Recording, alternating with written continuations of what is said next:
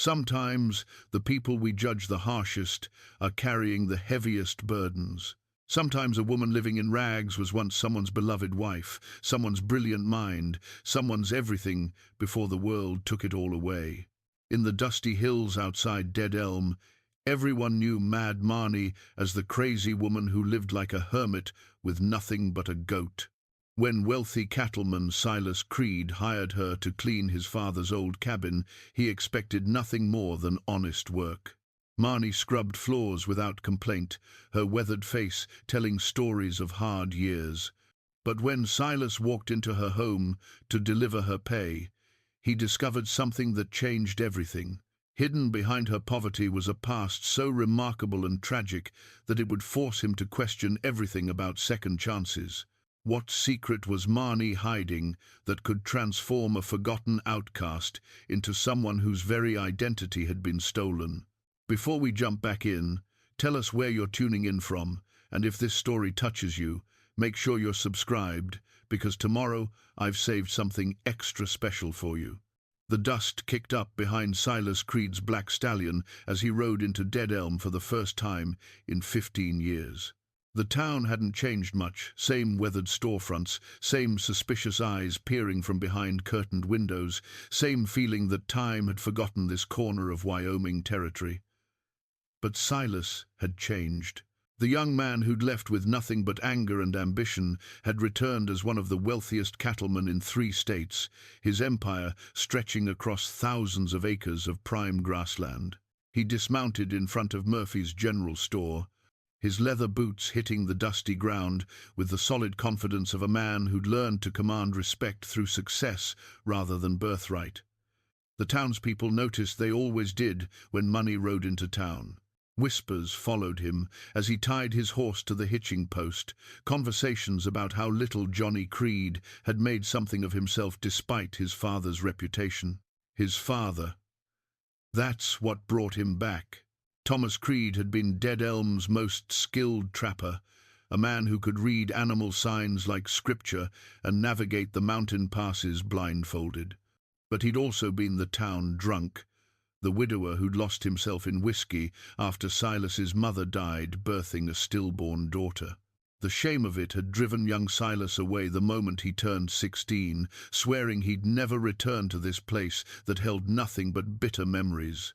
Now Thomas was dead, and his will had left Silas the one thing he'd never expected to inherit, the old trapper's cabin high in the hills where his father had lived his final years in solitude. The lawyer's letter had been brief, containing only a deed and a single line written in his father's shaky hand. "Some things need tending, son." Silas pushed through the door of Murphy's store, the brass bell announcing his arrival with a sharp chime. Old Murphy looked up from his ledger, his eyes widening with recognition and calculation. News traveled fast in small towns, and everyone knew about the will.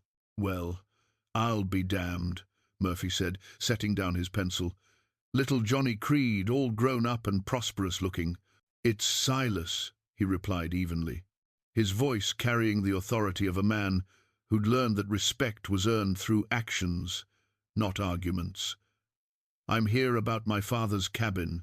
Murphy nodded, his expression shifting to the practiced sympathy reserved for the recently bereaved. "Sorry about Thomas. Found him peaceful-like in his chair, facing the window that looked out toward the peaks. Went quiet, the way he lived those last years." Silas felt an unexpected pang at that image. His father, alone in that cabin, watching the mountains that had been his life's work. The guilt he'd carried for 15 years pressed against his chest like a physical weight. "I need someone to clean the place," Silas said, pushing the emotion aside with practiced efficiency. "Get it ready for—" He paused, unsure of his own intentions. Ready for what? Sale? Restoration? A reckoning with the past he'd spent years running from? Murphy scratched his greying beard thoughtfully. "Most folks around here got their own troubles to tend. But there's Mad Marnie, she might take the work if you're not particular about." "Mad Marnie?" "Marnie Tiller. Lives up in the hills like a hermit. Folks say she's touched in the head, but she's honest about work when she takes it. Keeps to herself mostly, which some might say is a blessing. Murphy's tone carried the casual cruelty that small towns specialized in, the kind of judgment that Silas remembered all too well from his youth. "Where can I find her?" Murphy gave him directions to a shack higher in the hills, warning him about her odd ways and suggesting he might want to look elsewhere for help. But something in the man's casual dismissal rankled Silas. He'd spent too many years being judged by his father's failures to participate in judging others without cause. The ride up to his father's cabin took him through country that stirred memories he'd thought buried. Every turn in the trail, every stand of aspen and pine, every rock formation triggered fragments of his childhood, following his father's long stride through these same paths, learning to read the signs that spoke of weather and wildlife and the rhythms of the wilderness. The cabin sat in a small clearing, exactly as he remembered it, but smaller somehow, as if his adult eyes could see how modest his father's final refuge had really been. It was solidly built from hand-hewn logs, chinked against the mountain cold, with a stone chimney that still held the ghost of old fires. The windows were dusty but unbroken, and the roof looked sound despite years of mountain weather. Silas dismounted and walked slowly around the structure, his boots crunching on fallen pine needles. His father's presence lingered here, in the careful notching of the logs, in the placement of the cabin to catch morning light, in the small details that spoke of a man who'd known how to live simply but well. Inside, dust motes danced in the afternoon light, streaming through dirty windows. His father's few possessions remained exactly where he'd left them: a worn leather chair facing the window, a simple wooden table, shelves lined with trapping supplies, and a few precious books. On the table lay an open journal, his father's handwriting sprawling across the yellowed pages in entries that chronicled weather patterns, animal movements, and the quiet observations of a man who'd made peace with solitude. Silas picked up the journal, running his fingers over the worn leather cover. The final entry was dated just a week before his father's death. "The aspens are turning early this year. Always loved the way they catch the light, like coins scattered through the forest. Silas would remember that how we used to count them on our walks. Hope he remembers the good times along with the rest." The words hit him harder than he'd expected. His father had thought of him at the end, had hoped for forgiveness that Silas had been too proud and angry to offer while there was still time. He closed the journal carefully and slipped it into his jacket. "Some things need tending," his father had written. Maybe it was time to start. The next morning, Silas rode higher into the hills, following Murphy's directions to find Mad Marnie. The path grew narrower and more treacherous as it wound between massive boulders and ancient pines. He was beginning to wonder if he'd missed a turn when he caught sight of smoke rising from a clearing ahead. The shack was smaller than his father's cabin, built with less skill but obvious determination. Mismatched boards and tin sheets patched together into something that would keep out the worst of the weather. A small garden plot showed signs of careful tending, with neat rows of vegetables and herbs that spoke of knowledge and planning. A brown goat looked up from grazing near the door, regarding him with curious intelligence. "You looking for someone?" The voice came from behind him, and Silas turned to see a woman emerging from the tree line, carrying an armload of kindling. She was smaller than he'd expected, maybe 40 years old, with prematurely grey hair pulled back in a practical bun. Her dress was patched and faded, but clean and carefully mended. What struck him most were her hands. Though weathered and work-worn, they moved with a precision that suggested familiarity with finer tasks than gathering firewood. "Are you Marnie Tiller?" She nodded, her grey eyes studying him with an intelligence that seemed at odds with the town's description of her as mad. "You're Thomas Creed's boy. You have his look about the eyes. Did you know my father?" "Knew of him. He was respectful when our paths crossed. Didn't talk much, but what he said was worth hearing." She set down her kindling and faced him directly, her posture suggesting that whatever judgment he might pass on her circumstances, she would meet it with dignity. "Murphy sent you, I expect." Said you might have work. I need someone to clean my father's cabin. Make it ready for whatever comes next. She considered this, tilting her head slightly, as if calculating something beyond the scope of simple housework. I can do that. Work steady, and don't steal or gossip. Can't promise to smile much, but I'll do the job proper. There was something in her directness that reminded him of his father, an honesty uncomplicated by social niceties or false pleasantries. When can you start? Tomorrow, if that suits. They agreed on wages that were fair without being generous, and Silas prepared to leave. As he mounted his horse, he looked back at the woman who was already returning to her daily routines, moving with an economy of motion that spoke of hard-earned efficiency. Mrs. Tiller, he called. The town folks, what they say about you being mad. She looked up at him with something that might have been amusement. Sometimes it's easier to let people think what they want to think.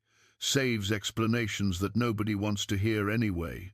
As he rode back down the mountain, Silas found himself thinking about that comment and the careful way she'd phrased it. There had been something in her voice, a weight of experience that suggested stories more complex than the simple narrative of a hermit woman losing her grip on reality. That evening, sitting in Dead Elm's only saloon, he listened to the casual conversations about Mad Marnie with new attention.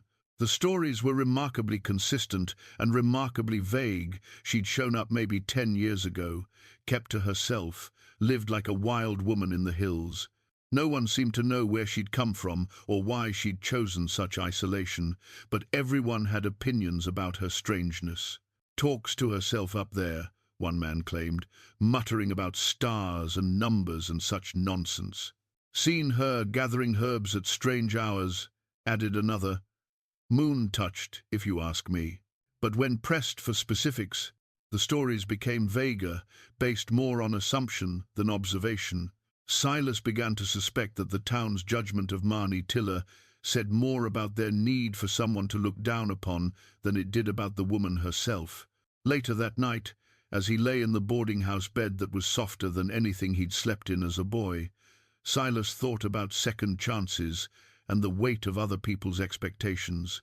He'd spent 15 years building a life that proved he was more than Thomas Creed's disappointing son, more than the angry boy who'd fled Dead Elm with nothing but wounded pride. Tomorrow, Mad Marnie would begin cleaning his father's cabin, and somehow he sensed that process would involve more than dusty furniture and cobwebbed corners. Some things needed tending, his father had written, and perhaps understanding the truth about Marnie Tiller was one of them. Marnie Tiller arrived at the cabin just after dawn, carrying a bucket of cleaning supplies and moving with the quiet efficiency of someone accustomed to working unobserved. Silas watched from the porch as she approached, noting again the careful way she moved, not the shuffling gait of someone truly addled, but the measured steps of a person conserving energy for a long day's work. "Morning, Mr. Creed," she said simply, setting down her bucket and looking up at the cabin with an appraising eye. "This is good work, this building. Your father knew what he was about." For the next 3 days, Silas found excuses to stay near the cabin while Marnie worked. He told himself it was to oversee the cleaning, but truthfully, he was fascinated by the contradictions she presented. She worked with a systematic precision that spoke of education and planning, yet the townspeople insisted she was simple-minded. Her speech was careful and grammatically correct, lacking the rough colloquialisms typical of mountain folk, yet she'd supposedly lived as a hermit for years. Most intriguingly, she seemed to know things she shouldn't know. When he mentioned planning to repair a section of rotted board, she pointed out that the damage extended further than was visible and suggested checking the foundation stones beneath advice that proved exactly correct. When he struggled to coax fire from the old chimney, she showed him how to adjust the damper with the familiarity of someone who understood the engineering principles involved. "You seem to know a lot about building maintenance," he observed on the 3rd day, watching her methodically clean windows with a technique that left them spotless. She paused in her work, her expression becoming guarded. "You learn things when you have to make do with little." But it was more than that, and they both knew it. There was a precision to her movements, a thoroughness to her thinking that suggested formal training rather than trial and error experience. When she thought he wasn't watching, her face would lose its carefully maintained blankness and reveal flashes of sharp intelligence. On Friday afternoon, Silas rode up to her shack with her week's wages. The payment was a formality. He could have waited until she finished the job, but his curiosity about her living situation had been growing daily. How did someone who displayed such competence in skilled work end up living in voluntary isolation? The goat announced his arrival with a soft bleat, and Marnie emerged from inside, wiping her hands on a cloth. She accepted the coins with a quiet thank you, but when she turned to put them away, the door to her shack swung wider, giving Silas an unobstructed view of the interior.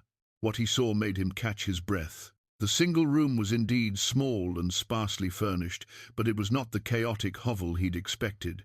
Instead, it was arranged with the methodical precision of a scholar's study. One entire wall was covered with what appeared to be hand-drawn star charts, not crude sketches, but detailed astronomical maps marked with precise notations and mathematical calculations. A small table held several worn but well-cared-for books, their titles barely visible in the dim light, but suggesting subjects far more complex than practical survival guides. Most shocking of all was the furniture itself. Beneath layers of practical coverings, he could see pieces that had once been fine. A writing desk with elegant turned legs, a chair with carved details that spoke of craftsmanship and expense, a small bookshelf built from rich walnut that would have been at home in any gentleman's library. And there, on the makeshift mantel above her small fireplace, sat a daguerreotype in a tarnished silver frame. Even from the doorway, Silas could see that it showed a woman in elegant dress, a woman who looked remarkably like Marnie, might have looked 10 years younger and many pounds heavier, before whatever circumstances had brought her to this isolated existence. Marnie realized what had happened the moment she saw his expression. Her face went white, then flushed with a combination of embarrassment and something that might have been panic. She began, then stopped, her hands fluttering uncertainly, as if she wanted to physically block his view, but knew it was too late. "Marnie," Silas said gently, dismounting and taking a step toward the door. "What is all this?"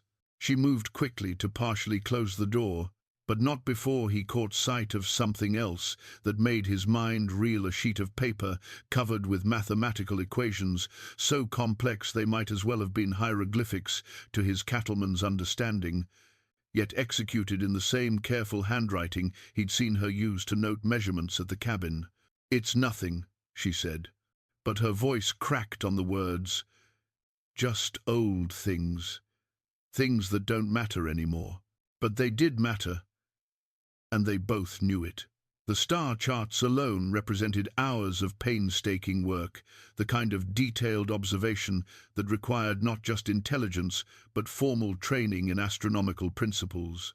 The books, even from his brief glimpse, had appeared to be academic texts rather than popular fiction.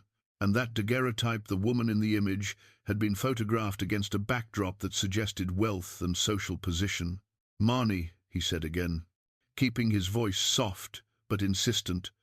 "Who are you, really?" The question hung in the air between them like a challenge. For a moment he thought she might answer, might trust him with whatever truth lay behind her carefully constructed isolation.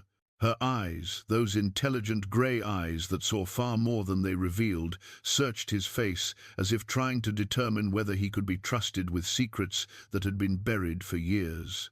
Then the moment passed, and her expression closed off again, resuming the careful blankness she wore like armor. "I'm exactly who I appear to be, Mr. Creed. A woman who cleans houses for wages and keeps to herself in the hills. Nothing more complicated than that." But even as she said it, her gaze drifted involuntarily back toward the partially open door, where the edge of one of those intricate star charts was still visible. Silas followed her look and saw her realize her mistake, the way her shoulders slumped slightly, as if the weight of maintaining her deception had suddenly become too heavy to bear. "I should go," he said finally, recognizing that pushing further would only drive her deeper into whatever protective shell she'd built around herself. "But Marnie, if you ever want to talk about those charts, or those books, or anything else, I'm a good listener." She nodded wordlessly, but he could see the conflict in her expression, the part of her that wanted to trust warring, with whatever fear or shame kept her secrets locked away. As he rode back down the mountain, Silas's mind churned with questions and possibilities. The woman the town dismissed as Mad Marnie clearly had a past that involved formal education, possibly wealth, and certainly access to resources far beyond what her current circumstances suggested. Those star charts weren't the work of someone with a casual interest in the night sky. They demonstrated the kind of systematic observation and mathematical precision that suggested professional training. Who had she been before she became the hermit woman in the hills? What had happened to reduce someone with obvious education and refinement to living in a patched-together shack, accepting the cruel judgment of people who couldn't see past her current circumstances, to the intelligence that still shone in her eyes? And perhaps most importantly, why was she hiding? Because that's what she was doing. He was certain now. This wasn't a woman who had fallen on hard times and needed help getting back on her feet. This was someone who had chosen isolation, who actively maintained the fiction of her circumstances to keep the world at bay. That night, Silas sat in his boarding house room with his father's journal, but instead of reading about trapping routes and weather patterns, his mind kept returning to the image of those star charts and the careful desperation in Marnie's eyes when she'd realized her secret was exposed. Tomorrow she would return to the cabin to finish her work, and he would have to decide how much he was willing to respect her privacy versus how much his growing concern for her situation compelled him to seek the truth. Some people chose isolation for good reasons, but others were driven to it by circumstances beyond their control. The question was, which kind of person was Marnie Tiller, and what would it cost both of them for him to find out? Sleep came fitfully to Silas that night. Every time he closed his eyes, he saw those star charts, the precise calculations, the careful notations, the unmistakable evidence of a trained mind at work. By dawn, he'd made a decision that surprised him with its intensity. He needed to understand who Marnie Tiller really was, not to satisfy idle curiosity, but because something in her guarded desperation had awakened a protective instinct he hadn't known he possessed. After breakfast, instead of riding directly to the cabin, he made a detour to Dead Elm's small library, 3 shelves of donated books housed in the back room of the church. Reverend Morrison looked surprised to see him, but was happy to discuss the limited astronomical texts in their collection. "Astronomy, you say?" The elderly minister adjusted his spectacles thoughtfully. "Can't say we have much on that subject. Most folks around here are more concerned with earthly matters, though I do recall there was a professor came through some years back asking about the same sorts of things. Curious fellow, very learned, but something tragic in his bearing." Silas felt his pulse quicken. "A professor? What was his name?" "Can't rightly remember. This was, 8, maybe 10 years ago. He was traveling with his wife, I believe. They seemed to be looking for something, or maybe running from something. Only stayed a few days." Morrison's brow furrowed with the effort of recollection. "The wife was a quiet thing, but educated. I remember thinking she had the look of someone who'd seen better times." The description sent a chill down Silas's spine. But before he could ask more questions, Morrison was called away to tend to a parishioner's crisis. Frustrated but more determined than ever, Silas rode up to the cabin where he found Marnie already at work, her movements more subdued than usual. She acknowledged his arrival with a brief nod, but avoided meeting his eyes, focusing intently on scrubbing the hearthstones. The careful distance she maintained told him everything he needed to know about her state of mind. She was regretting yesterday's revelation, rebuilding the walls that had momentarily crumbled. "Beautiful morning," he said, settling onto the porch steps where he could observe her without seeming intrusive. "Yes, sir." Her response was polite but minimal, the practiced deference of someone who'd learned that the less she said, the less likely she was to reveal more than she intended. He tried several more conversational gambits, but she deflected each with the skill of someone who'd had years of practice avoiding personal questions. When he mentioned the library books on astronomy, she stiffened visibly, but said nothing. When he casually brought up the visiting professor Morrison had mentioned, her hands went still on the scrub brush, but she continued working without response. It was mid-afternoon, when fate provided him with the opportunity he'd been hoping for. A gust of wind through the open cabin door caught several papers from Marnie's cleaning supplies, sending them scattering across the clearing. As they both rushed to retrieve the scattered items, one particular fragment caught Silas's attention before Marnie could snatch it away. It was a piece of what had once been a letter, torn across the middle, but still bearing the distinctive letterhead of a university and a partial address. Professor Margaret Tillotson, Department of... The rest was torn away, but the implication was unmistakable. Margaret Tillotson, not Marnie Tiller. Marnie saw his expression change as he read the fragment, and for a moment her careful composure cracked completely. The fragment fluttered from her nerveless fingers, and she sank onto a nearby stump as if her legs would no longer support her. "You weren't supposed to see that," she whispered, her voice carrying a weight of defeat that made Silas's chest tighten with sympathy. "Professor Margaret Tillotson," he said gently, settling beside her on another stump. "That's who you really are, isn't it?" She closed her eyes, her hands clenched tightly in her lap. For a long moment, the only sounds were the wind in the pines and the distant call of a hawk circling overhead. When she finally spoke, her voice was barely audible. "I was. Once. A very long time ago." The admission hung between them like a bridge. Neither was sure they should cross. Silas waited, sensing that pushing now would shatter whatever fragile trust was building between them. "I taught astronomy at the university," she continued, her eyes fixed on her hands. "Had my own research projects, published papers, lectured to halls full of eager students who thought the mysteries of the universe were theirs to unlock." A bitter smile ghosted across her lips. "I believed that too, once upon a time." "What happened?" She looked up at him then, and he saw years of carefully suppressed pain in her grey eyes. "Life happened, Mr. Creed. Life and war and choices that seemed right at the time, but destroyed everything I thought I knew about myself." The cryptic answer raised more questions than it answered, but before he could ask them, Marnie stood abruptly, smoothing her patched skirt with hands that trembled slightly. "I should finish the cleaning," she said, her voice once again carefully controlled. "You're paying for work, not for old stories that don't matter to anyone anymore." But they did matter to her, certainly, and increasingly to him. The fragment of letter had given him a name and a profession, but it had also raised deeper questions about what could drive a respected professor to abandon her career and live in self-imposed exile in the mountains of Wyoming. That evening, Silas found himself thinking about the weight of secrets and the courage required to trust another person with the truth of one's past. He understood something about running from disappointment and judgment. His own flight from Dead Elm had been motivated by similar impulses, but his escape had led to success and vindication, while whatever had driven Margaret Tillotson to become Marnie Tiller seemed to have brought only loss and isolation.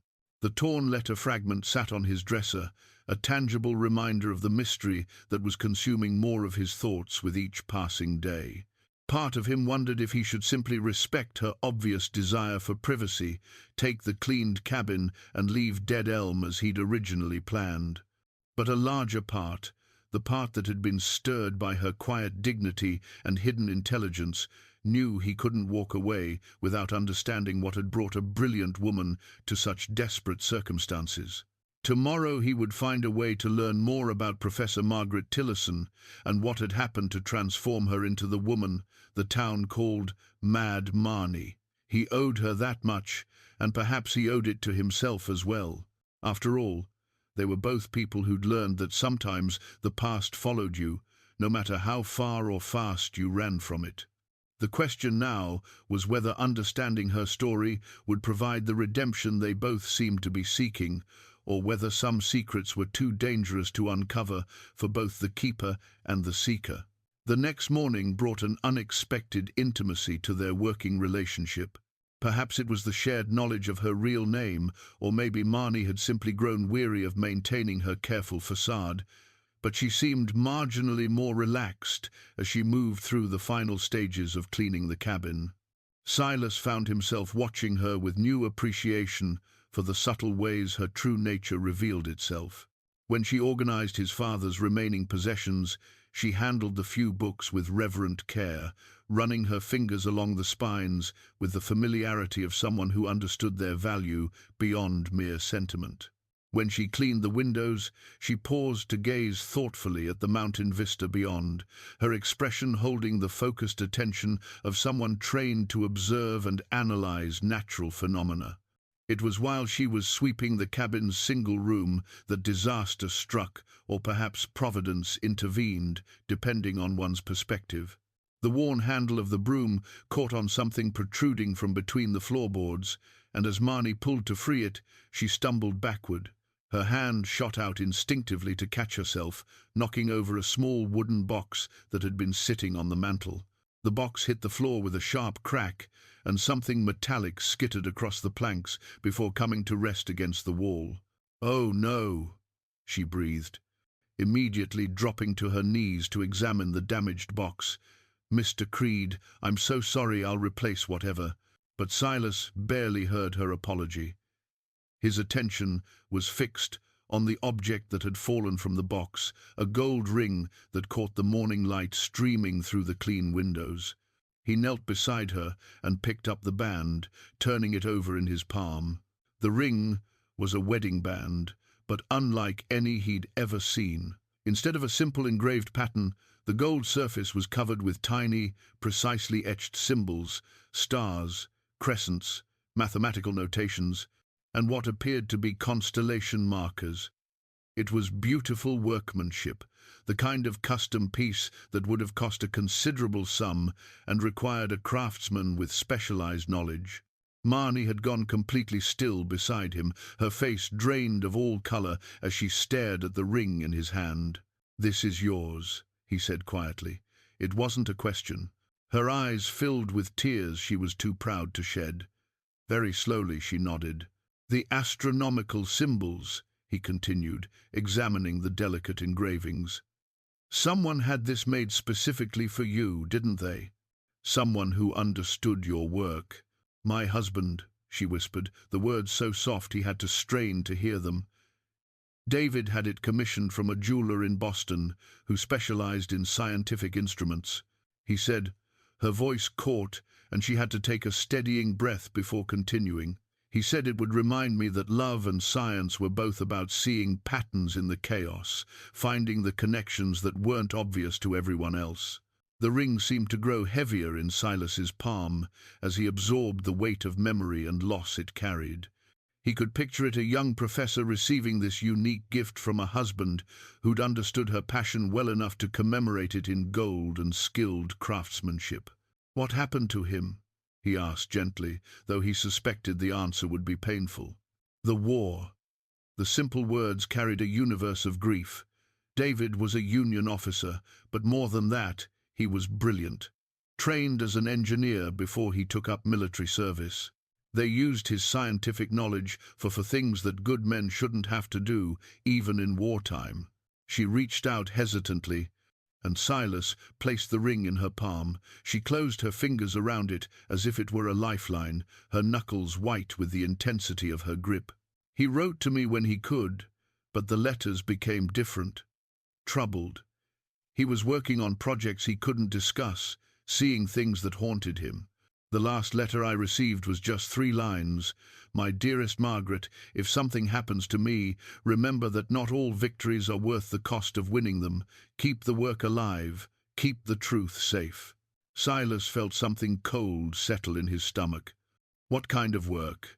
She looked up at him then, and he saw fear warring with a desperate need to trust someone with the burden she'd carried alone for so long.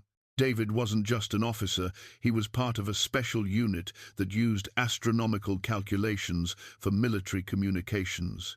Coded messages hidden in star charts, supply routes planned using celestial navigation, intelligence work that required both military training and scientific expertise. Her voice dropped to barely above a whisper. He died trying to protect information that could have changed the course of the war or destroyed innocent lives if it fell into the wrong hands. The implications hit Silas like a physical blow. You're not just hiding from personal grief, you're protecting something. She nodded miserably. David's final assignment involved creating a new type of coded communication system, something that would be virtually unbreakable, because it relied on astronomical data that only a handful of people in the country could properly interpret. When he died, that system and the codes he'd already created came to me. And someone wants them. Someone has always wanted them. Even after the war ended, there were people who understood the value of what David had developed. Not just Union forces, Confederate sympathizers, foreign governments, men who saw profit in secrets regardless of their original purpose. She slipped the ring onto her finger, where it fit with the familiarity of long wear. I've spent 10 years running from people who would use David's work for purposes he would have died to prevent. The pieces of the puzzle were beginning to form a picture that both impressed and terrified Silas.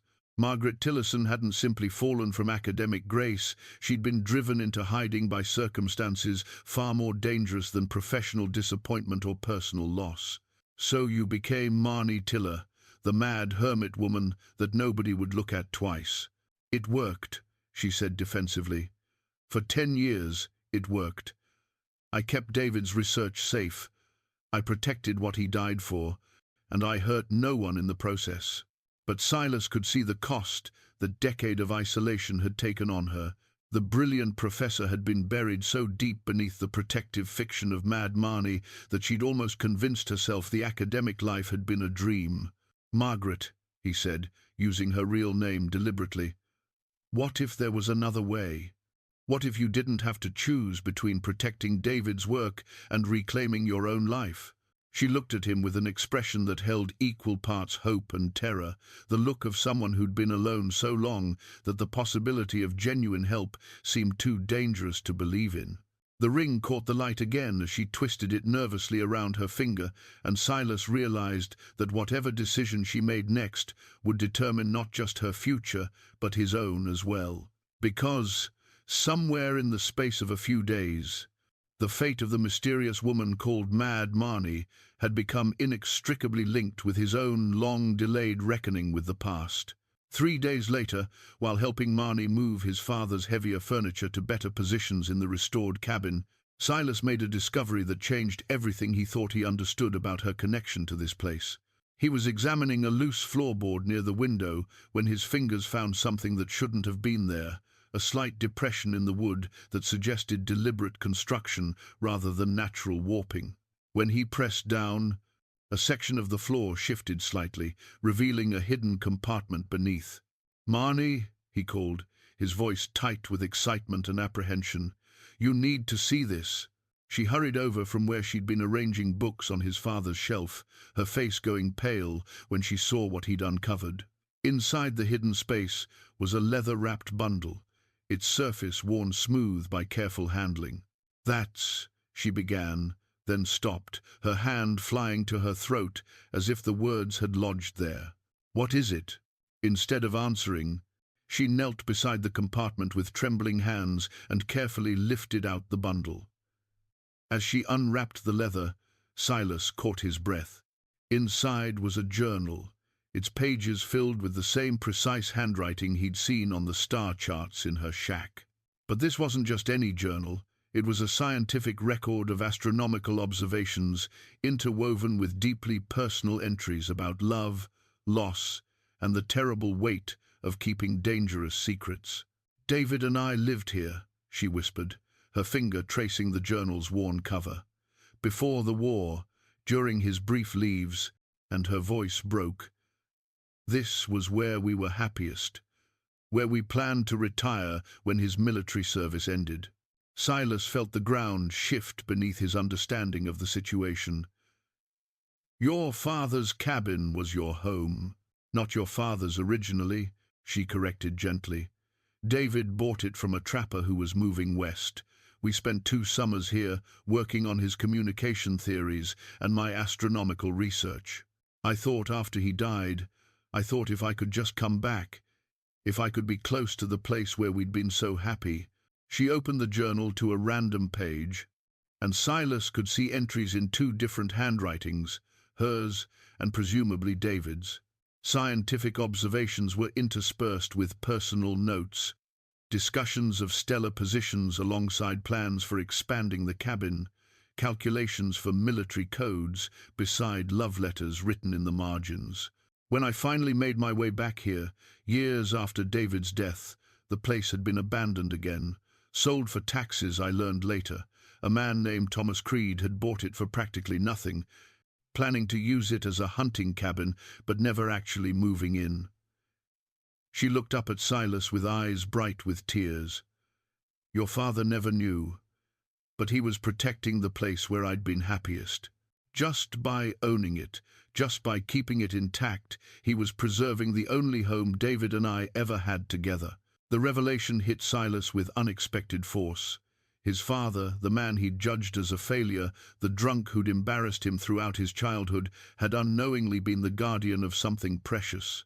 The cabin he'd dismissed as another example of his father's poor decisions had actually been a sanctuary, a place where love and science had flourished before war tore it all apart. "The journal," he said, gesturing to the book in her hands. "What's in it?" Margaret, he found himself thinking of her by her real name, now opened it carefully to the first page. "Everything," she said simply. "David's research notes, my own observations, the early versions of the communication codes that became so important later. But more than that, it's the record of our life together, our dreams, our discoveries, our plans for the future." She turned several pages, stopping at an entry dated just weeks before David's final deployment. Silas could see where the handwriting changed from her careful script to David's bolder strokes. "My dearest M, if you're reading this entry, it means I didn't come back from this assignment as I promised. Know that every star we charted together, every evening we spent discussing the mathematics of celestial motion, every moment of happiness we shared in this simple place was worth whatever sacrifice may be required of me now. The work we began here must continue, not for the sake of war, but for the sake of knowledge itself. You are the keeper of more than my codes. You are the guardian of wonder itself." Margaret's voice was barely audible as she read the words aloud, and Silas felt his own throat tighten with emotion. This wasn't just a scholarly journal or a military document. It was a love story, written in the language of science, a testament to 2 people who'd found in each other both intellectual partnership and deep emotional connection. "He knew he might not return," Silas observed. "Yes. That's why he hid the journal here, in the place that meant the most to us. He wanted me to have not just his final research, but the memory of who we'd been together when the future still seemed possible." She closed the book carefully, holding it against her chest. "I've been coming back here for years, whenever I could manage it safely. Not just to the area, to this cabin specifically. I've been cleaning it, maintaining it, pretending to myself that I was just working for wages, when really you were tending a shrine." She nodded, tears finally spilling over. "I couldn't let it fall into ruin. I couldn't let the place where we'd been so happy just disappear. Even if no one ever knew why it mattered, even if I had to live as Mad Marnie for the rest of my life, I had to protect this place." Silas thought about his father's will, about the cryptic note that had brought him back to Dead Elm. Some things need tending, son. Had Thomas somehow sensed the importance of the cabin beyond its practical value? Had some intuition told him that this place held significance that transcended property ownership? "My father," he said slowly. "Do you think he knew? About you and David? About what this place meant?" Margaret considered this, wiping her eyes with the back of her hand. "I don't think he knew the details, but Thomas was more observant than people gave him credit for. He might have noticed that someone was taking care of the cabin, might have realized that whoever was doing it had reasons beyond simple maintenance." The thought that his father had been part of this story, however unknowingly, filled Silas with a complex mixture of grief and pride. The man he'd judged so harshly had been the unknowing protector of something beautiful and important. "What happens now?" he asked. "The cabin belongs to me, but it was your home first. And there's still the matter of David's research, the people who might be looking for it." Margaret looked around the cabin with an expression that held both longing and resignation. "I don't know," she admitted. "For 10 years, I've lived day by day, focused on staying hidden and keeping the secrets safe. I never allowed myself to think beyond simple survival." But as she spoke, Silas was already thinking beyond survival, toward possibilities that might honor both her need for safety and her right to reclaim the life that had been stolen from her by war and circumstance. The following evening, Margaret agreed to show Silas something she'd never shared with another living soul, the remnants of the life she'd shared with David, carefully preserved despite years of hardship and constant vigilance. They walked to her shack as the sun set behind the mountains, painting the sky in shades of gold and crimson that reminded Silas of the astronomical charts he'd glimpsed. Margaret moved with a different energy now, less guarded but somehow more fragile, as if the act of revealing her secrets had stripped away protective layers she'd built over years of solitude. "I need you to understand something before I show you this," she said as they reached her door. "What David and I were working on, it wasn't just military codes. We were trying to develop something that could change how people communicate across vast distances, using celestial mechanics as the foundation for a completely new kind of scientific language." She led him inside, and in the better light of her oil lamp, Silas could see details he'd missed during his brief, shocking glimpse days earlier. The star charts weren't random astronomical observations, they were part of an intricate system with mathematical notations that connected celestial positions to what appeared to be communication protocols. But it was the object in the corner that truly took his breath away. Partially hidden beneath a carefully arranged canvas tarp was what had once been an expensive telescope, not the small practical instrument an amateur might use for casual stargazing, but the sophisticated apparatus of a serious researcher. "David gave this to me during our first summer here," Margaret said, following his gaze. "It cost him nearly 6 months' salary, but he said a brilliant astronomer needed tools worthy of her brilliance." She carefully removed the covering, revealing an instrument that had clearly been damaged and painstakingly repaired multiple times. The brass fittings were tarnished, and the wooden tripod showed signs of rough handling, but even in its current state, Silas could see that it had once been a magnificent piece of scientific equipment. "What happened to it?" "Everything that's happened to me," she replied with bitter humor. "Wars end, but the consequences follow you forever. When I had to run, I couldn't leave it behind. It was the last gift David ever gave me. But moving it safely, hiding it, living with it, when you have no permanent home." She ran her fingers along one of the telescope's damaged sections, her expression soft with memory. "I've repaired it myself so many times I could probably build another one from spare parts. It still works. After a fashion, though not with the precision it once had."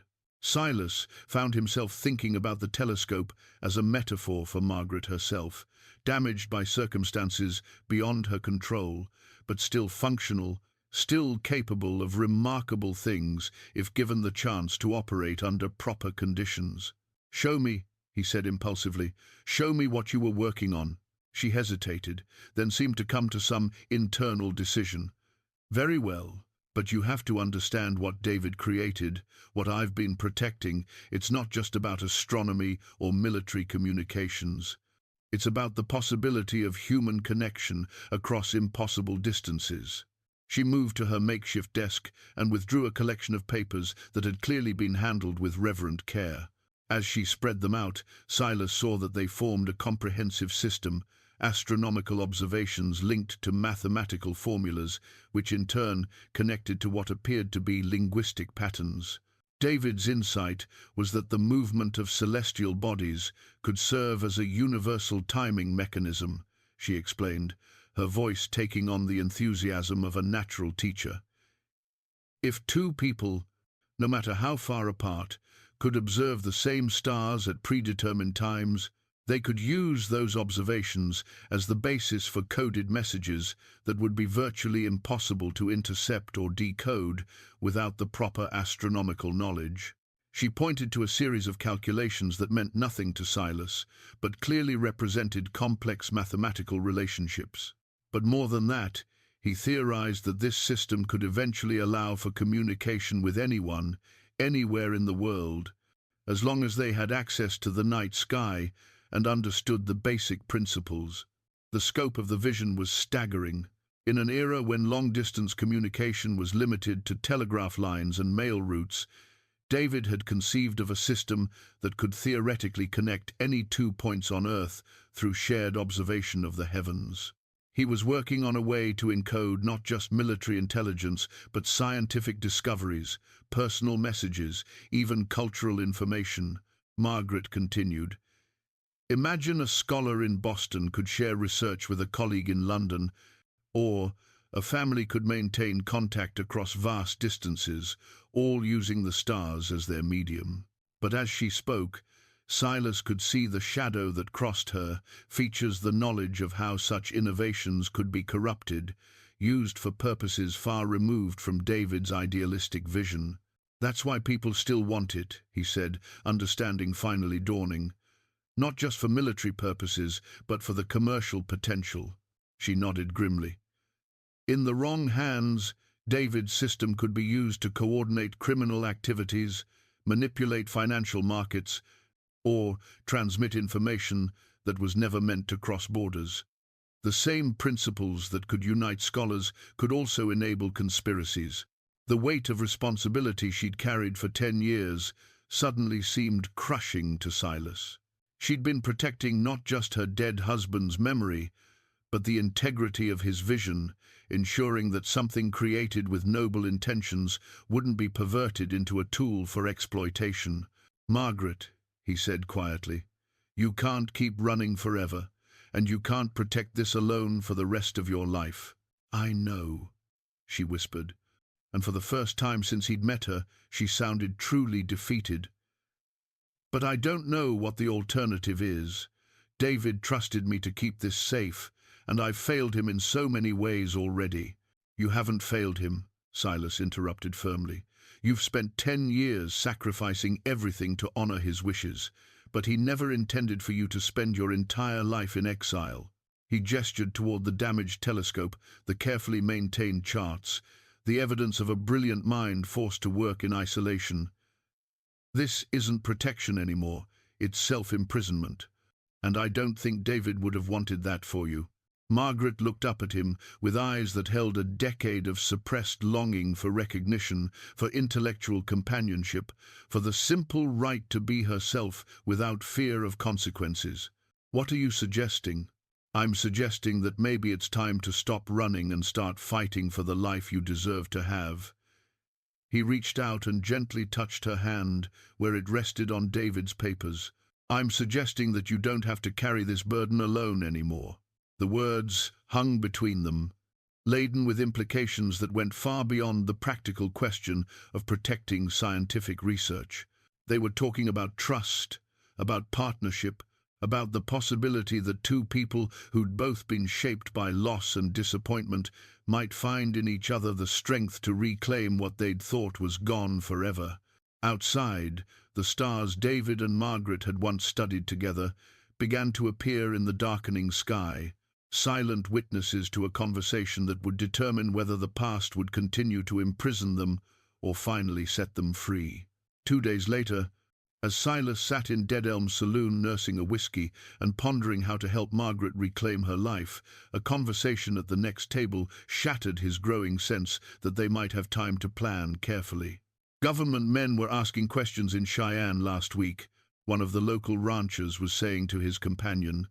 Something about tracking down old Union records, looking for the widow of some officer who worked on classified projects. Silas's blood turned cold. He strained to hear more without appearing to eavesdrop. "What kind of projects?" the second man asked. "Communication stuff," they said. "Codes and such. Apparently this officer developed something important during the war, and now they need to recover his research for some kind of historical documentation project." The first rancher lowered his voice, but Silas caught enough to make his heart race. "Word is, they think the widow might be living somewhere in the territory under a false name, offering a substantial reward for information leading to her whereabouts." Silas finished his drink with forced casualness and made his way back to the boarding house, his mind churning with the implications. Government men looking for Margaret could mean legitimate historical research, or it could mean something far more sinister. After 10 years of successful hiding, why were they searching for her now? The next morning, he rode to Margaret's shack with a sense of urgency that had nothing to do with romantic feelings and everything to do with mounting concern for her safety. He found her tending her small garden, but she looked up at his approach with an expression that told him she'd sensed the change in the wind as well. "They're asking questions in Cheyenne," he said without preamble. Her face went white. "Government men? So they claim. Margaret, we need to talk about what David was really working on, because I'm beginning to suspect there's more to this story than military communication codes." She set down her gardening tools with hands that trembled slightly. "Come inside." Once they were seated at her small table, Margaret opened a wooden box he hadn't seen before and withdrew a document that looked official and important.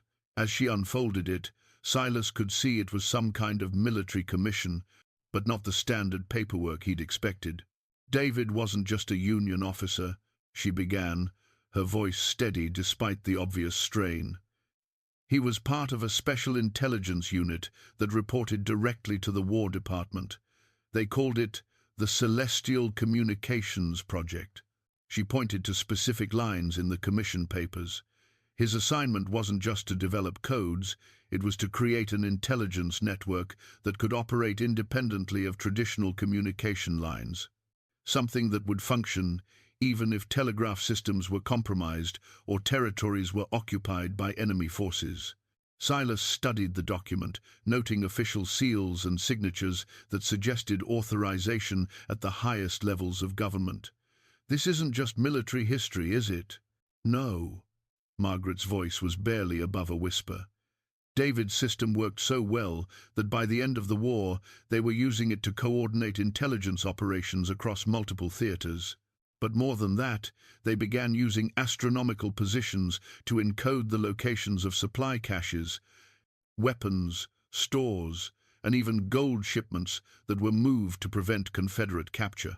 The implications hit Silas like a physical blow. There are still hidden caches out there. Union gold and supplies, location information encoded in star charts that only someone with David's system could decode. "Millions of dollars worth," Margaret confirmed. David's final assignment was to create a master chart, a comprehensive map that would allow the government to recover everything they'd hidden during the war. But he died before he could deliver it, and the chart came to me along with the rest of his research. She moved to another hiding place and withdrew a rolled paper that had clearly been handled with extreme care. As she spread it out on the table, Silas saw what was unmistakably a map of the Western Territories, but overlaid with astronomical notations and mathematical calculations that turned geographical features into coordinates for a treasure hunter's dream. "This is what they're really after," she said. "Not historical documentation recovery of assets that were never retrieved after the war ended. assets that are now worth far more than their original value. Silas studied the chart, beginning to understand the magnitude of what Margaret had been protecting. How much are we talking about? David estimated at least $2 million in gold and silver, plus military supplies, weapons, and documents that certain people would pay handsomely to keep buried.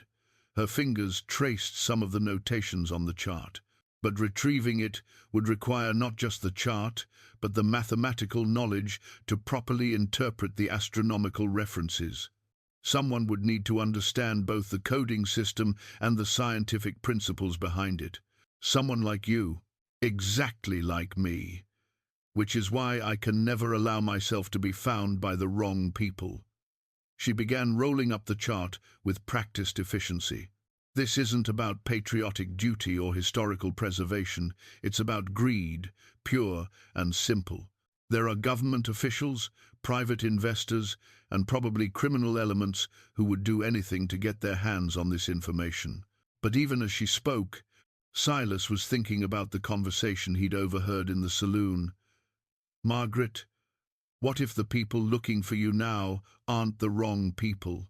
What if they're legitimate government representatives who want to recover assets that rightfully belong to the federal treasury?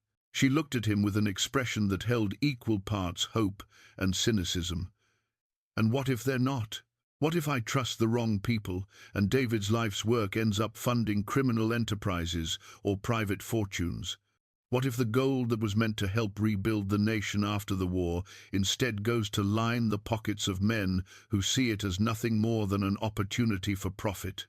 It was a valid concern, but Silas could see that the weight of making such decisions alone was destroying her.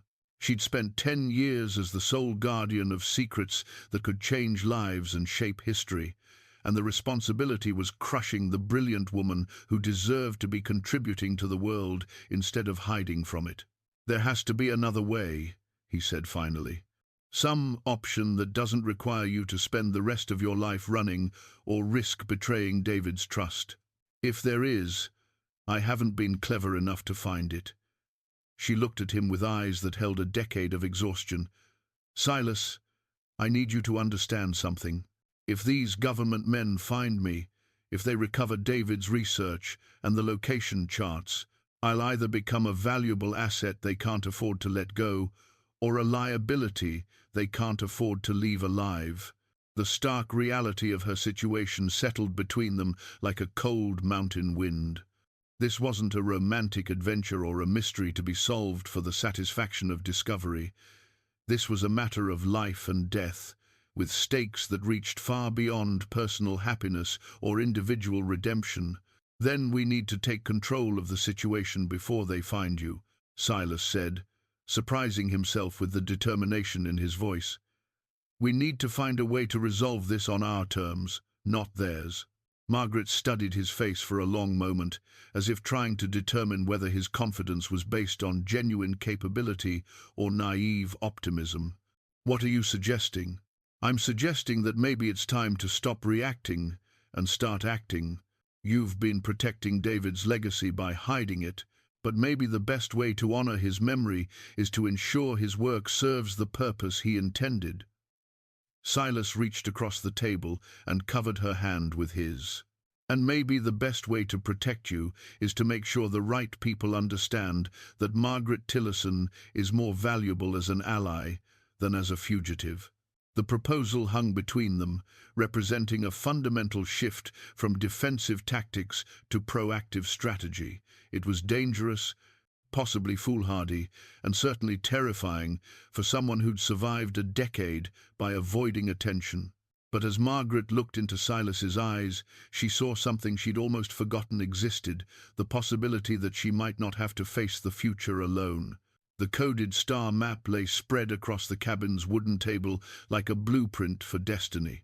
Margaret had finally agreed to bring David's master chart to the place where it had been conceived, and now she and Silas spent long hours studying the intricate notations that held the key to millions in hidden Union assets. This section here, Margaret said, pointing to a cluster of astronomical symbols overlaying what appeared to be the Colorado Territory. David was particularly careful about these coordinates. He used a triple encoding system, stellar positions, mathematical transformations, and geographical landmarks, all working together. Silas traced the lines with his finger, beginning to appreciate the elegant complexity of David's system. How long would it take someone to crack this without understanding the underlying principles? Years, if they could do it at all. And that's assuming they had access to the proper astronomical data for the relevant time periods. She looked up at him with something approaching admiration. David wasn't just brilliant, he was thinking decades ahead. He created a system that would remain virtually unbreakable as long as the people who understood it kept the knowledge safe. But that safety was about to end, and they both knew it.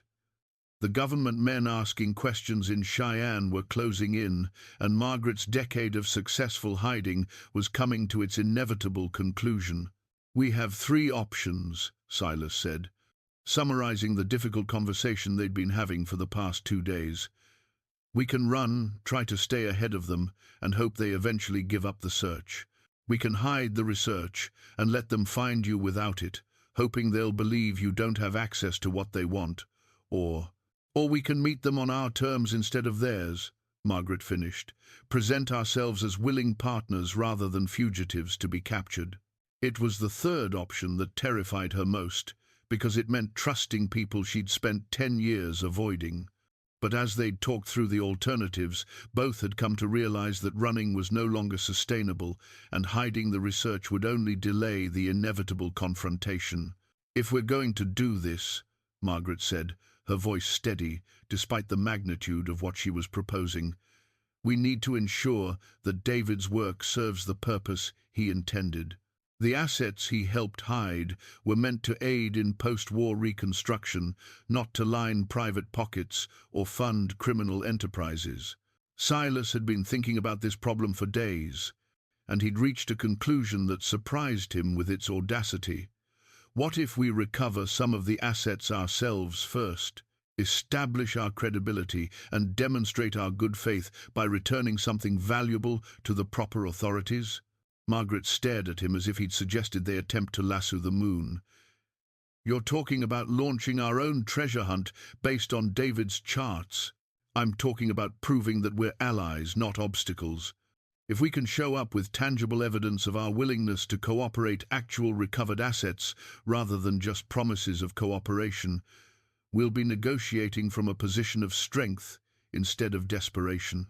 The idea was risky to the point of seeming insane, but as Margaret considered it, she began to see its strategic value. The nearest cache, according to this chart, is only 2 days' ride from here.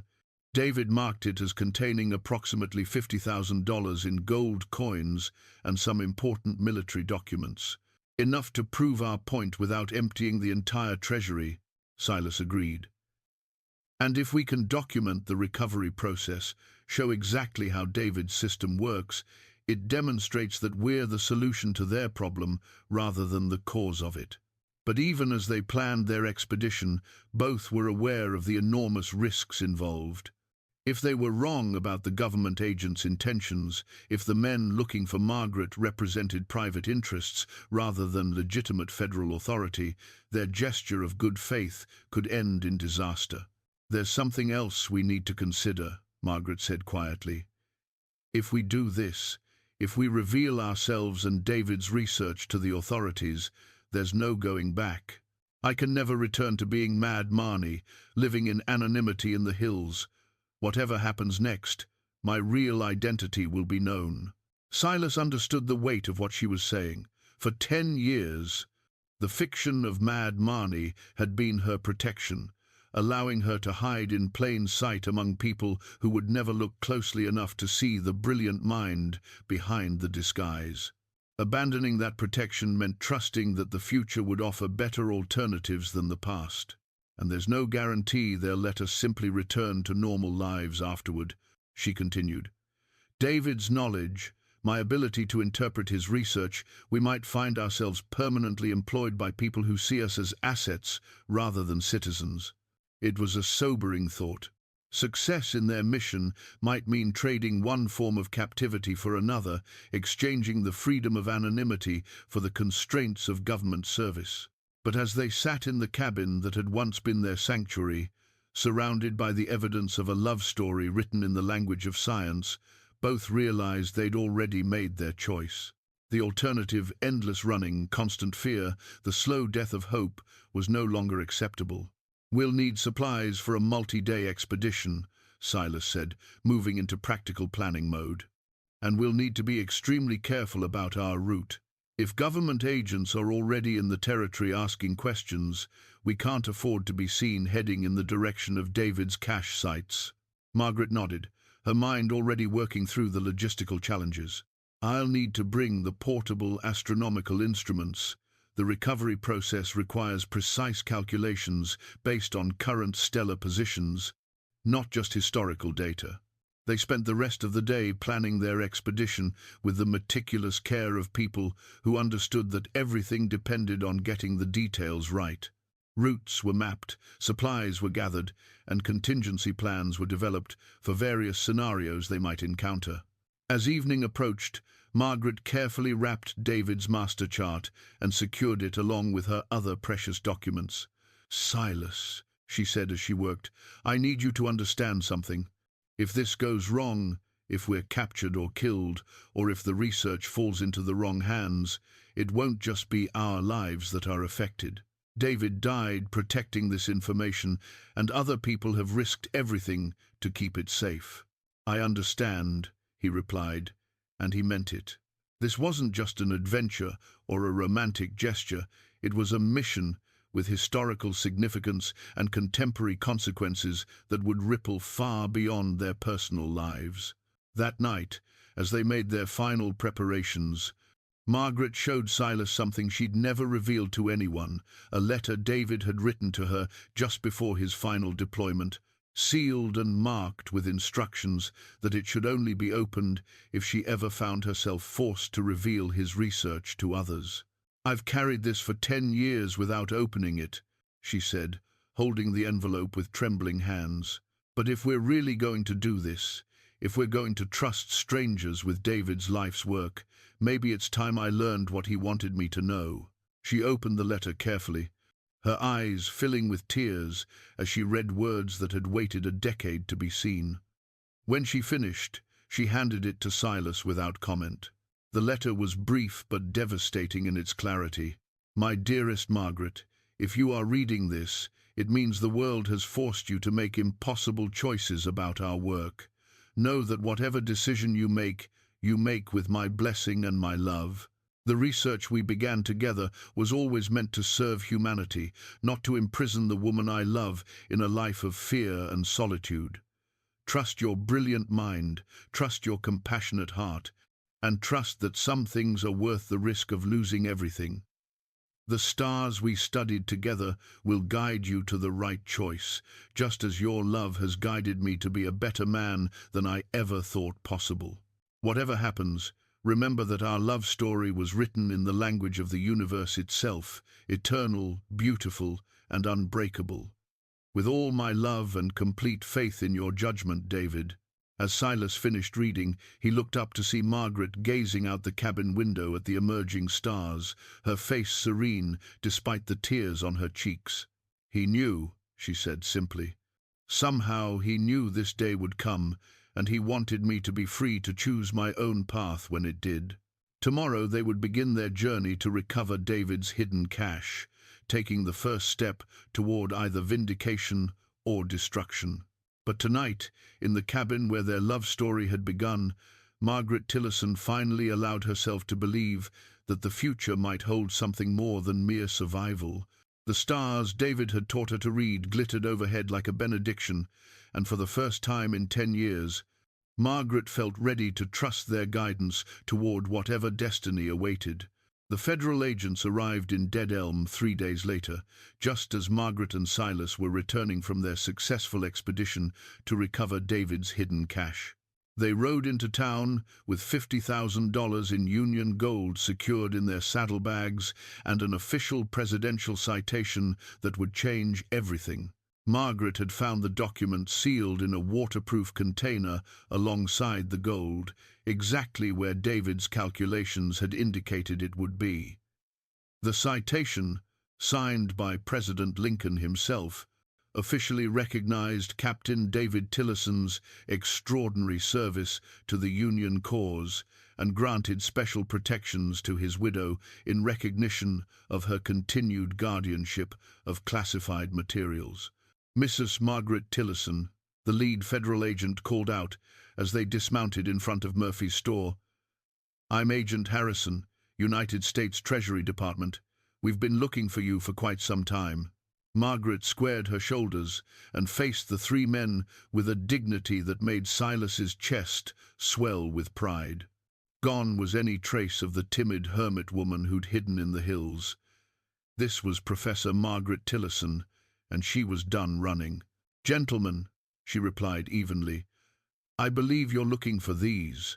She gestured to Silas, who stepped forward with the recovered gold and the presidential citation. The agent's eyes widened as they realized what they were seeing, not a fugitive with hidden contraband, but a widow honoring her husband's service by returning federal assets to their rightful owners. "Ma'am," Agent Harrison said, his tone shifting from official authority to respectful surprise. "We weren't expecting, that is. Our information suggested you might be hiding like a criminal." Margaret's voice carried a strength that 10 years of self-imposed exile hadn't been able to diminish. "I was protecting my husband's work and my own life, Agent Harrison. There's a significant difference." By now, a crowd had gathered Murphy from his store, several townspeople who'd heard the commotion, and others who'd been drawn by the sight of official federal agents in their dusty frontier town. Margaret was acutely aware that everything she said next would determine not just her own future, but how the community of Dead Elm would remember the woman they'd known as Mad Marnie. Agent Harrison examined the presidential citation with growing amazement. "Mrs. Tillison, this document grants you immunity from prosecution for any actions taken to protect classified materials related to your husband's service. It also authorizes the government to provide you with protection and compensation for your cooperation in recovering federal assets." "I'm not interested in immunity, Agent Harrison," Margaret replied firmly. "I've committed no crimes. I'm interested in ensuring that my husband's work serves the purpose he intended, the betterment of our nation, not the enrichment of private interests." She had rehearsed these words during their journey back to town, but speaking them in front of the federal agents and the gathered townspeople required a courage that surprised even her. For 10 years, she'd survived by making herself invisible. Now she was making herself as visible as possible, trusting that the truth would offer better protection than anonymity ever had. "Ma'am," the second agent interjected, "we should discuss the details of your husband's research in a more private setting." "No," Margaret said firmly. "The people of this community deserve to understand who I really am and why I've lived among them as I have. They've formed their judgments based on incomplete information, and they deserve the complete truth." She turned to address the growing crowd directly. "My name is Professor Margaret Tillison. For the past 10 years, you've known me as Mad Marnie, the hermit woman living in the hills. I allowed you to believe that fiction because it protected both my life and information that belonged to the federal government." Murmurs rippled through the crowd, shock, confusion, and growing comprehension, as people began to reassess everything they thought they'd known about the woman they'd dismissed and ridiculed. "My husband, Captain David Tillison, died serving the Union cause during the war. His final assignment involved protecting assets and information that certain people would kill to obtain. For 10 years, I've honored his sacrifice by keeping that information safe, even when it meant living in poverty and accepting your contempt." Murphy stepped forward from the crowd, his face flushed with embarrassment and dawning understanding. "Ma'am, that is, if we'd known." "You would have what, Mr. Murphy?" Margaret's voice was gentle but firm. "Treated me with respect? Offered assistance? Recognized my humanity despite my circumstances? The question hung in the air, challenging not just Murphy, but everyone present to examine their own capacity for judgment and compassion.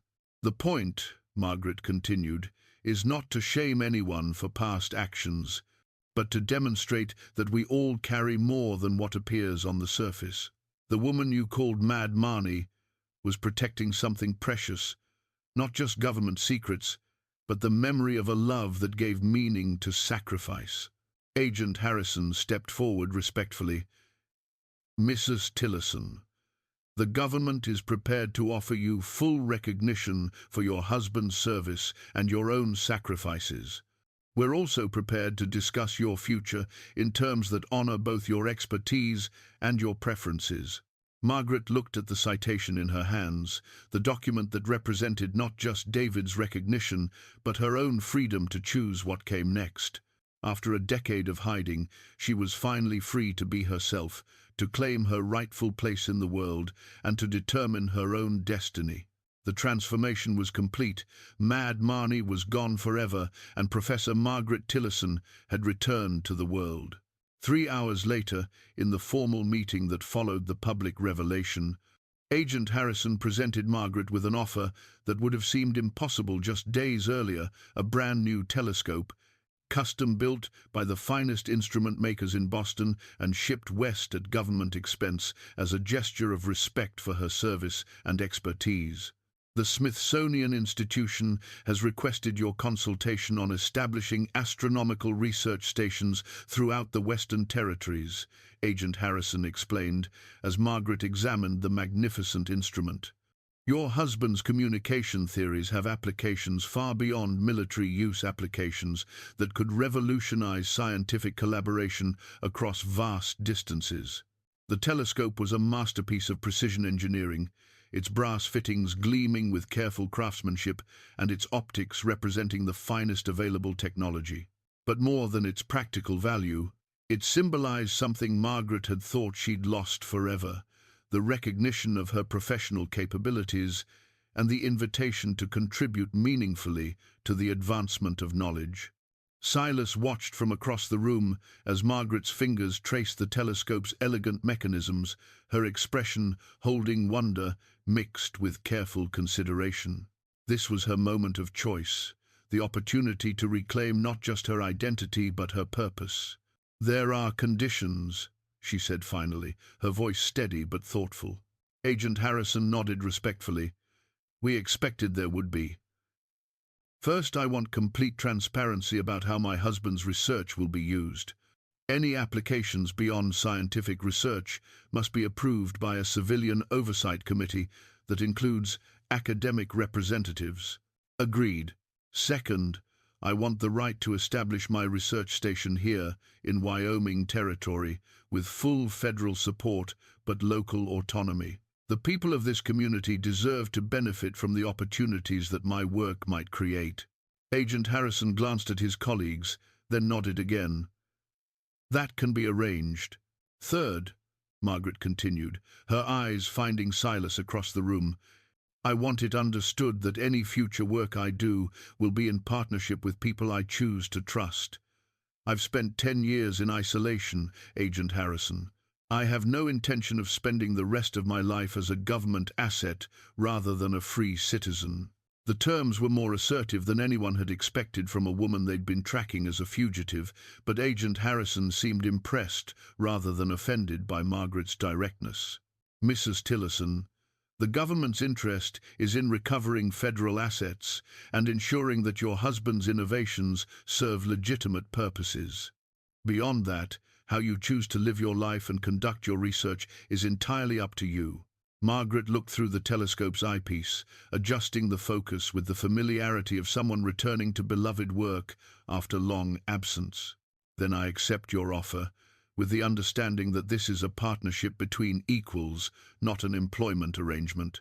As she spoke, Silas felt something shift in the room's atmosphere, a sense that they were witnessing not just the resolution of a decade-old mystery, but the beginning of something unprecedented. Margaret wasn't just reclaiming her past. She was creating a future that honored both her scientific calling and her hard-won wisdom about the importance of community and trust. "There's one more thing," Margaret added, straightening up from the telescope. "I want the people of Dead Elm to understand exactly what my husband died protecting. Not just gold and military supplies, but the vision of a world where knowledge could be shared freely across any distance, where isolation needn't mean ignorance, and where the barriers that separate communities could be bridged by common understanding." She turned to address Silas directly. David's communication system wasn't just about military advantage, it was about human connection. He believed that if people could share ideas and discoveries regardless of physical separation, it would create bonds stronger than any force that might divide them. Silas understood what she was offering, not just a scientific partnership, but the chance to help realize David's vision in ways that would benefit everyone. The astronomical research station she was proposing could become a center for education and innovation, bringing opportunities to Dead Elm that would transform it from a forgotten frontier town into a hub of learning and discovery. "The gold we recovered," Silas said, understanding his role in the moment, "should be invested in building something lasting, something that honors Captain Tillison's sacrifice by creating the kind of future he envisioned." Agent Harrison smiled, clearly recognizing that he was dealing with people whose vision extended far beyond personal gain. "Mrs. Tillison, Mr. Creed, I believe the federal government would be very interested in supporting such a project. The Western Territories need exactly the kind of scientific and educational infrastructure you're describing." As the formal negotiations continued, Margaret kept returning to the telescope, using it to observe the mountains that had been both her refuge and her prison for 10 years. But now, those same peaks represented possibility in the perfect location for an astronomical observatory that could serve as a bridge between the frontier's practical needs and the nation's scientific ambitions. When the agents finally departed that evening, they left behind not just official documents and federal promises, but something more valuable: the transformation of Margaret Tillison from a hunted fugitive into a respected partner in building the future. The woman who had hidden in the hills as Mad Marnie was gone forever. In her place stood Professor Margaret Tillison, astronomer, researcher, and visionary, ready to help create the world her husband had died dreaming of. 6 months later, Margaret stood in the doorway of the cabin that had been transformed into the classroom wing of the Tillison Observatory, watching her first group of students, young people from Dead Elm and surrounding settlements, learn to read the language of the stars. The memorial star chart hanging on the wall behind them showed the constellation positions from the night David had died, forever marking the moment when love had triumphed over loss by choosing to trust in the future. "Professor Tillison," called out Sarah Murphy, the general store owner's daughter, "I can see Jupiter's moons, just like you said I would." Margaret smiled, remembering her own first glimpse of those distant worlds and the wonder that had set her on the path that led, eventually, to this moment. "What do you think Galileo felt when he first saw them, Sarah?" "Probably like he was seeing the impossible become possible," the girl replied, her eye still pressed to the telescope's eyepiece. It was a perfect answer, and one that Margaret thought David would have appreciated. The impossible had indeed become possible, not just the recovery of his hidden research or the establishment of the observatory, but the creation of a community where knowledge and curiosity were valued as much as practical survival skills. The main telescope that the government had provided was housed in the observatory's central dome, a structure that had been built on the ridge overlooking the valley where Dead Elm sat like a cluster of toys in the distance. From here, Margaret could conduct the research that contributed to the Smithsonian's expanding network of Western stations while training the next generation of frontier astronomers. But it was the smaller building that meant the most to her, the cabin where she and David had first dreamed of their future together, now serving as a classroom where those dreams were being passed on to young minds eager to understand their place in the vast cosmos. Silas entered quietly, carrying the afternoon mail that included correspondence from colleagues at universities throughout the country. Their partnership had evolved into something neither had expected when they first met, a blend of professional collaboration, personal affection, and shared commitment to honoring the past while building something meaningful for the future. "Letter from the Smithsonian," he said, handing her an official-looking envelope, "and something from Professor Williams at Harvard." Margaret opened the Smithsonian letter first, scanning its contents with growing excitement.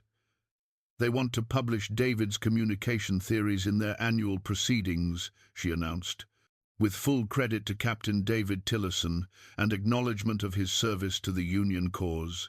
It was vindication she'd never dared to hope for, not just the recognition of David's scientific contributions, but the restoration of his reputation as a patriot and innovator. The man who had died protecting secrets would finally be celebrated for the knowledge he'd helped create. The Harvard letter brought different but equally significant news. "They're offering me a visiting professorship," Margaret said, her voice thoughtful. 6 months each year to lecture on astronomical applications for long-distance communication. Silas waited, understanding that this was her decision to make. The offer represented everything she'd lost when she'd been forced to abandon her academic career, prestige, resources, intellectual community, and professional recognition. "What will you tell them?" he asked. Margaret looked around the classroom, where her students were still absorbed in their observations, then out the window toward the main observatory, where the evening's research awaited. "I'll tell them that I'm honored by the invitation, but my most important work is here, training the astronomers who will carry David's vision into the next century." It was the answer Silas had hoped for but hadn't dared to expect.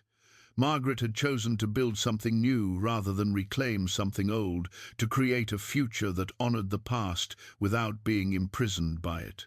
As evening approached and the students departed for their homes in the valley below, Margaret and Silas walked to the main observatory for their nightly research session.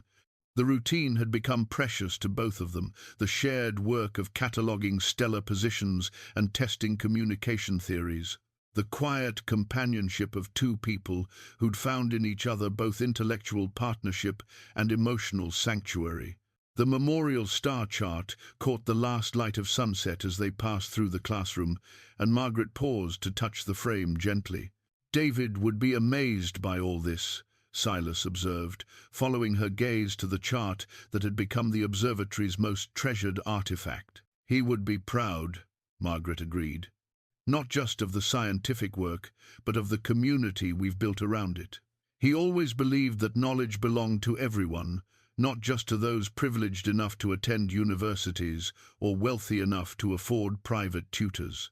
Through the observatory's dome, the first stars of evening were beginning to appear, the same constellations that had guided Margaret through her darkest years, and now illuminated a future bright with possibility.